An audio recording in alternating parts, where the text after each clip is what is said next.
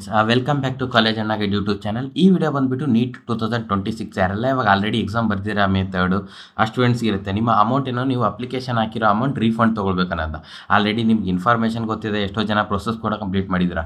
But ಎಲ್ಲರೂ ಈ ವಿಡಿಯೋನ ಕೊನೆವರೆಗೂ ನೋಡಿ. ಏನಕ್ಕಂತಂದರೆ ನಿಮ್ಗೆ ಯಾವುದೇ ಒಂದು ಕ್ವಶನ್ಸ್ ಇದ್ದರೂ ಕೂಡ ಡೌಟ್ಸ್ನ ನಾವು ಕ್ಲಿಯರ್ ಮಾಡಿರ್ತೀವಿ.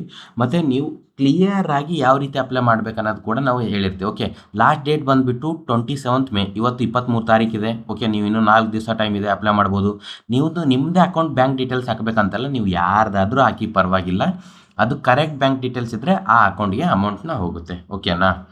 ಅದಾದಮೇಲೆ ಏನಂತಂದರೆ ಚೆಕ್ ಅಪ್ಲೋಡ್ ಮಾಡೋದು ಕೂಡ ನೀವು ಸ್ಟೂಡೆಂಟ್ಸ್ ಯಾರೆಲ್ಲ ಇವಾಗ ಬ್ಯಾಂಕ್ ಡೀಟೇಲ್ಸ್ ಅಪ್ಲೈ ಮಾಡಿದಾರ, ಅಪ್ಲೈ ಮಾಡೋಕ್ಕೆ ಹೋಗಿದ್ರೆ ಅವ್ರಿಗೆ ಗೊತ್ತಿರುತ್ತೆ. ಚೆಕ್ ಕೂಡ ಅಪ್ಲೋಡ್ ಮಾಡಿ ಅಂತ ಹೇಳ್ತಿದ್ದಾರೆ, ಚೆಕ್ ಫೋಟೋ.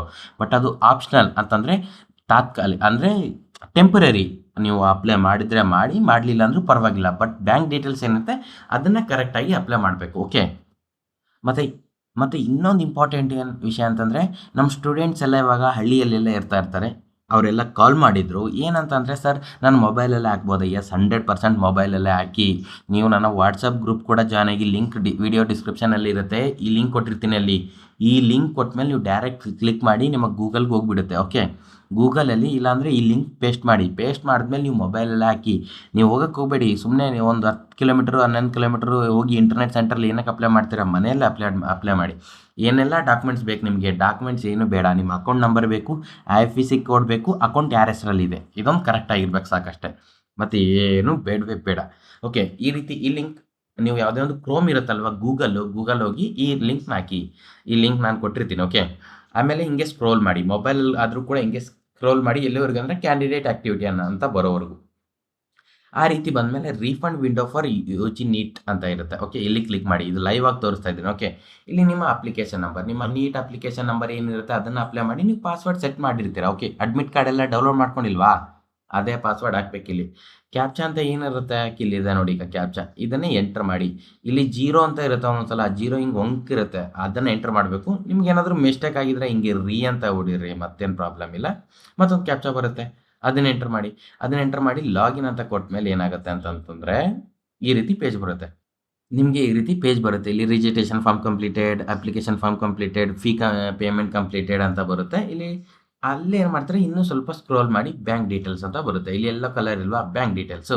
ಇಲ್ಲೇನು ಮಾಡ್ತೀರಾ, ಬ್ಯಾಂಕ್ ಡೀಟೇಲ್ಸ್ ಅಲ್ಲಿ ಕ್ಲಿಕ್ ಮಾಡಿ. ಅಲ್ಲಿ ಕ್ಲಿಕ್ ಮಾಡಿದ್ಮೇಲೆ ಈ ರೀತಿ ಪೇಜ್ ಬರುತ್ತೆ. ಓಕೆ, ಈ ರೀತಿ ಪೇಜ್ ಬಂದಮೇಲೆ ಏನು ಮಾಡ್ತೀರಾ ಅಂತಂತಂದರೆ, ನೀವು ನಿಮ್ಮ ಅಕೌಂಟ್ ಹೋಲ್ಡರ್ ನೇಮ್ ಏನಿದೆ, ನೀವು ನಿಮ್ಮ ಪೇರೆಂಟ್ಸು, ಫಾದರ್, ಮದರ್ ಯಾರ್ದು ಅಕೌಂಟ್ ನೇಮ್ ಹಾಕ್ಬೇಕಂತ ಇದ್ದೀರಾ, ನೀವು ಅಕೌಂಟ್ ಡೀಟೇಲ್ಸ್ ಹಾಕ್ಬೇಕಂತಾರೆ ಅವ್ರ ನೇಮ್ ಹಾಕಿ. ಓಕೆನಾ? ಆಮೇಲೆ IFSC ಕೋಡ್ ಏನಿದೆ ಅವ್ರ ಪಾಸ್ಬುಕ್ಕಲ್ಲಿ ಇರುತ್ತೆ, ಅದನ್ನು ಕರೆಕ್ಟ್ ಹಾಕಿ. ಅಕೌಂಟ್ ನಂಬರ್ ಏನಿರುತ್ತೆ ಅದನ್ನು ಕರೆಕ್ಟ್ ಹಾಕಿ. ಮತ್ತು ಕನ್ಫರ್ಮ್ ಅಕೌಂಟ್ ನಂಬರ್ ಏನಿರುತ್ತೆ ಅದನ್ನು ಕೂಡ ಹಾಕಿ. ಓಕೆನಾ? ಅದಾದಮೇಲೆ ಬ್ಯಾಂಕ್ ನೇಮ್ ಇರುತ್ತೆ. SBI ಇದ್ದರೆ SBI ಬ್ಯಾಂಕು, ಕೃಷ್ಣ ಗ್ರಾಮೀಣ ಬ್ಯಾಂಕ್ ಇದ್ದರೆ ಕೃಷ್ಣ ಗ್ರಾಮೀಣ ಬ್ಯಾಂಕು. ಈ ರೀತಿ ಯಾವುದಿರುತ್ತೆ ಅದನ್ನು ಹಾಕಿ. ಸ್ಟೂಡೆಂಟ್ಸ್ ಜಾಸ್ತಿ ಕ್ವಶನ್ಸ್ ಏನಂದರೆ, upload scan copy of cancel cheque ಅಂತ ಇದೆ. ಇದು ಆಪ್ಷನಲ್ ಅಂತ ಇದೆ. ನಿಮ್ಮ ಹತ್ರ ಇದ್ದರೆ ಹಾಕಿ, ಇಲ್ಲಾಂದರೆ ಇಲ್ಲ. ಇದ್ರೂ ಹಾಕಕ್ಕೆ ಹೋಗಬೇಡಿ, ಸುಮ್ಮನೆ ಏನಕ್ಕೆ ಟೆನ್ಷನ್ ಮಾಡ್ಕೊಳ್ತೀರಾ, ಏನೂ ಎಂಟರ್ ಮಾಡಿಬಿಡಿ, ಹಾಗೆ ಬಿಟ್ಬಿಡಿ ಅದು. ಆಮೇಲೆ ಇಲ್ಲಿ ಬಂದುಬಿಟ್ಟು ಇಲ್ಲೊಂದು ಚೆಕ್ ಬಾಕ್ಸ್ ಅಂತ ಇದೆ. ಓಕೆ, ಚೌಕಾಕಾರದ್ದು, ಅದನ್ನು ಕ್ಲಿಕ್ ಮಾಡಿ. ಆಮೇಲೆ ಸಬ್ಮಿಟ್ ಅಂತ ಬರುತ್ತೆ. ಸಬ್ಮಿಟ್ ಅಂತ ಬಂದಮೇಲೆ ಏನು ಮಾಡ್ತೀರಾ, ಸಬ್ಮಿಟ್ ಅನ್ನೋದು ಕ್ಲಿಕ್ ಮಾಡಿ. ಆಮೇಲೆ ಈ ರೀತಿ ಕೇಳುತ್ತೆ, ನೀವು ಎಲ್ಲ ಎಂಟರ್ ಮಾಡಿರೋದು ಕರೆಕ್ಟ್ ಇದೆನಾ, ಸಬ್ಮಿಟ್ ಮಾಡ್ತೀರಾ ಅಂತ ಕೇಳ್ತಾ ಇದೆ. ಸರಿನಾ? ಅದಾದಮೇಲೆ ಏನು ಮಾಡ್ತೀರಾ ಅಂತಂದರೆ ಎಸ್ ಅಂತ ಕ್ಲಿಕ್ ಮಾಡಿ. ಎಸ್ ಅಂತ ಕ್ಲಿಕ್ ಮಾಡಿದ್ಮೇಲೆ ಏನಾದರೂ ನಿಮ್ಮ ಡೀಟೇಲ್ಸ್ ರಾಂಗ್ ಇದೆ ಅಂತ ನಿಮ್ಗೆ ಅನಿಸಿದ್ರೆ ನೋ ಅಂತ ಕ್ಲಿಕ್ ಮಾಡಬೇಕು. ಎಸ್ ಅಂತ ಕ್ಲಿಕ್ ಮಾಡಿದ್ಮೇಲೆ bank details updated submitted successfully ಅಂತ ಈ ರೀತಿ ಕಂಪಲ್ಸರಿ ಬರಲೇಬೇಕು. ಸಮ್ಟೈಮ್ಸ್ ಸರ್ವರ್ ಇಶ್ಯೂಯಿಂದ ಬರಲಿಲ್ಲ ಅಂದರೂ ಟೆನ್ಷನ್ ಹಾಕೋಬೇಡಿ, ಕ್ಲೋಸ್ ಅಂತ ಹೊಡೀರಿ. ಓಕೆ, ಬರಲಿಲ್ಲ ಅಂತಂದ್ರೆ ಡೈರೆಕ್ಟಾಗಿ ಈ ರೀತಿ ಬರಬೇಕು. ಸಬ್ಮಿಟೆಡ್ ಬ್ಯಾಂಕ್ ಡೀಟೇಲ್ಸ್ ಅಂತ ಬಂದುಬಿಟ್ಟು name, IFSC code, account number, bank name, updated date ಎಲ್ಲ ಕರೆಕ್ಟಾಗಿ ಬರಬೇಕು. ಏನಾದರೂ ನೀವು ನಿಮ್ಮ ಡೀಟೇಲ್ಸ್ ರಾಂಗ್ ಆಗಿ ಅಪ್ಲೋಡ್ ಮಾಡಿದರೆ ಇನ್ನೊಂದು ಸಲ ಸೇಮ್ ಲಾಗಿನ್ ಆಗಿ. ಓಕೆ, ಸೇಮ್ ಲಾಗಿನ್ ಆಗಿಬಿಟ್ಟು ಈ ರೀತಿ ಪೇಜ್ ಬರುತ್ತಲ್ವಾ, ಇಲ್ಲಿ ಸ್ಕ್ರೋಲ್ ಮಾಡಿಬಿಟ್ಟು ಬ್ಯಾಂಕ್ ಡೀಟೇಲ್ಸ್ ಅಂತ ಮತ್ತೆ ಕ್ಲಿಕ್ ಮಾಡಿ. ಆ್ಯಡ್ ಮಾಡೋಕ್ಕೆ ಬರುತ್ತಾ ನೋಡಿ. ಬರಲಿಲ್ಲ ಅಂತಂದರೆ NTA ಹೆಲ್ಪ್ಲೈನ್ ನಂಬರ್ ಇರುತ್ತೆ, ಅದಕ್ಕೆ ನೀವು ಕಾಲ್ ಮಾಡಿಬಿಟ್ಟು ಅಪ್ಡೇಟ್ ಮಾಡ್ಕೊಳ್ಬೋದು. ಓಕೆ, ಇದು ಬಂದುಬಿಟ್ಟು ಯಾವ ಅಮೌಂಟ್ ಬರುತ್ತೆ ಅಂದರೆ, ನೀವು ಅಪ್ಲಿಕೇಶನ್ ಫೀಸ್ ಏನು ಪೇ ಮಾಡಿದರೆ ಅದೇ ಅಮೌಂಟ್ ಬರುತ್ತೆ, ಬೇರೆ ಯಾವುದೂ ಇಲ್ಲ. ಸೊ ಅದಾದಮೇಲೆ ಏನಾಗುತ್ತೆ, ಈ ರೀತಿ ಬರುತ್ತೆ. ಲಾಗೌಟ್ ಕಂಪಲ್ಸರಿ ಲಾಗೌಟ್ ಮಾಡಿ. ಓಕೆ, ನೀವು ನಿಮ್ಮದೇ ಮೊಬೈಲಲ್ಲಿ ಲಾಗಿನ್ ಆದರೂ ಕೂಡ ಲಾಗೌಟ್ ಮಾಡಿ, ಹಾಗೆ ಲಾಗಿನ್ ಇಡಕ್ಕೆ ಹೋಗಬೇಡಿ. ಓಕೆ, ಸೆಷನ್ ಔಟ್ ಈ ರೀತಿ ಮುಂದೆ ಪ್ರಾಬ್ಲಮ್ ಆಗ್ತಾ ಇರುತ್ತೆ. ಮತ್ತು ಇನ್ನು ಸ್ಟೂಡೆಂಟ್ ಕ್ವಶನ್ಸ್ ಏನಂತಂದರೆ, ಫೋನಲ್ಲೇ ಹಾಕ್ಬೋದಾ? ಎಸ್ ಹಾಕಿ. ನಿಮ್ಮ ಮನೆಯವ್ರದ್ದು ಯಾರದೇ ಆಗಿರಲಿ ಅಕೌಂಟ್ ಹಾಕಿರಿ. ನೀಟ್ ಬರಿಬೋದಾ ರೀಫಂಡ್ ಎಸ್. ನೀವು ರೀಫಂಡ್ ಮಾಡಿದ್ಮೇಲೆ ಕೂಡ ನೀಟ್ ಬರಿಬೋದು. ಇದು ಏನಕ್ಕೆ ಅಂತಂದರೆ ಎಲ್ಲರೂ ಯಾರೆಲ್ಲ ಬರ್ದಿದ್ರ ಎಕ್ಸಾಮ್ ಮೇ 3ಗೆ ಪೇಪರ್ ಲೀಕ್ ಆಗಿದೆ ಅಲ್ವಾ, ಸೊ ಅದಕ್ಕೋಸ್ಕರ ರೀಫಂಡ್ ಕೊಡ್ತಾ ಇದ್ದಾರೆ. ಕ್ಯಾನ್ಸಲ್ ಚೆಕ್ ಕಂಪಲ್ಸರಿ ಇಲ್ಲ, ಕ್ಯಾನ್ಸಲ್ ಚೆಕ್ ಏನು ಬೇಡ.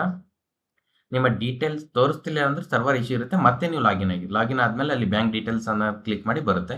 ಎಲ್ರಿಗೂ ಅಥವಾ ಯಾರು ನೀಟ್ ಬರೆಯಲ್ಲ ಅವ್ರಿಗೆ, ಇದು ಎಲ್ರಿಗೂ ನೀಟ್ ಯಾರೆಲ್ಲ ಬರ್ದಿದ್ರೆ ಅವ್ರಿಗೆ, ನೀವು ಮುಂದೆ ರೀನೀಟ್ ಬರೀರಿ ಬರೀದ ಉಗ್ರಿ ಅದು ಸೆಕೆಂಡರಿ, ಬಟ್ ಈ ಅಮೌಂಟ್ ಎಲ್ರಿಗೂ ಬರುತ್ತೆ. ಎಲ್ಲರೂ ತೊಗೊಳ್ಳಿ. ನಿಮ್ದು ಏನೋ ಒಂದು ಕ್ವಶನ್ಸ್ ಇದ್ರು ಕಮೆಂಟ್ ಹಾಕಿರಿ, ವಿಡಿಯೋನ ಲೈಕ್ ಮಾಡಿ, ಮತ್ತು ಕಾಲೇಜನ್ನ ಗೈಡ್ ಯೂಟ್ಯೂಬ್ ಚಾನಲ್ ಸಬ್ಸ್ಕ್ರೈಬ್ ಮಾಡೋದನ್ನ ಮರೆಯೋಕ್ಕೆ ಹೋಗಬೇಡಿ ಅಪ್ಪ. ಓಕೆ, ನಾವೆಲ್ಲ ಡೀಟೇಲ್ಸು ನಿಮಗೆ ಕ್ಲಿಯರ್ ಆಗಿ ತಿಳಿಸ್ತಾ ಹೋಗ್ತೀವಿ.